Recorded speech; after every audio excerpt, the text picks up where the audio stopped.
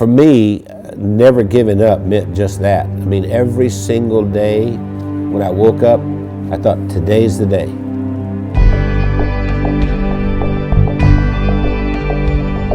I was the second son in a sharecropper's family, and a sharecropper means that you don't own anything. I mean, you work for someone else who's the landowner. We had practically nothing. Everything was hand-me-downs from someone else. I didn't have shoes, and to this day my toes are all grown under because I didn't have shoes. I remember I had this encounter with my mother, and I said, you know, tell me you love me, and she didn't do it. And so I went down and I sat on this creek bank, and I thought, you know what? I don't care if anybody loves me, I love me.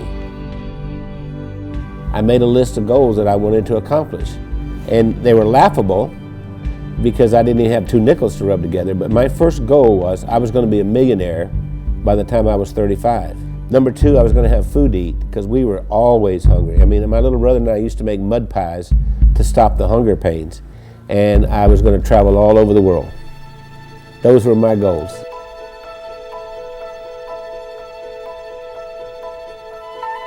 I've learned everything from working with Randy. I didn't know anything about business. I started out, before I met Randy, I was a teacher, a mathematics teacher. Well, I think we have a very good balance. Randy's really good in sales and telling the story and explaining why people need to have whatever it is that he's selling. And then he comes to me and says, Wendy, can we make it do this? And I have to get it done. We started working together, and we were together all the time doing things, and that we just, you know, couldn't be without each other. And once she got exposed to me, it was downhill from there. I mean, she could not last a day without me. That's probably true. That's what the COO does here. Does hair? She preps me. Spit on it, honey, like you used to do. I never spit. We retired a few times. Did he tell you that? We've tried retirement 3 times, but we never figured out exactly how to do it because we've worked all of our lives. We took a year and we traveled around the world. Then when the decision of the day became, where are we having breakfast? I thought, we're in trouble. If I were giving you advice and you were meeting Wendy for the first time, I would tell you, don't get your feelings hurt if she uses her phone while she's meeting with you. Hey, Kim. Hey, Chris. Okay. I'll see you in the morning. All right. Bye. Bye-bye. I kind of feel like a triage nurse at a hospital. And every week I go in and I reprioritize. No, I'm not approving that.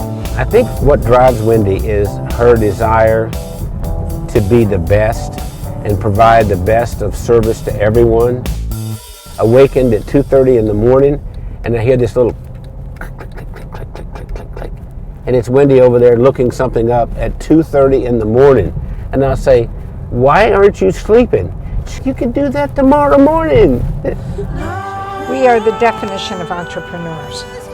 And we don't like doing one thing at a time. We have to do a lot of things at the same time. It's not just Randy and Wendy doing all this work. The whole team, every single one of us works round the clock. Hey, gorgeous. Listen, Bernice has been with us for what, 5, 6 years? 6 years. Yes. And we love her to death. And I love you guys. Yeah. Randy leads with his heart. And he's the most incredible person I've ever met. He's gone through so much in his life. And I believe that Randy's, I'm going to make me cry here. Randy has made the difference in my life.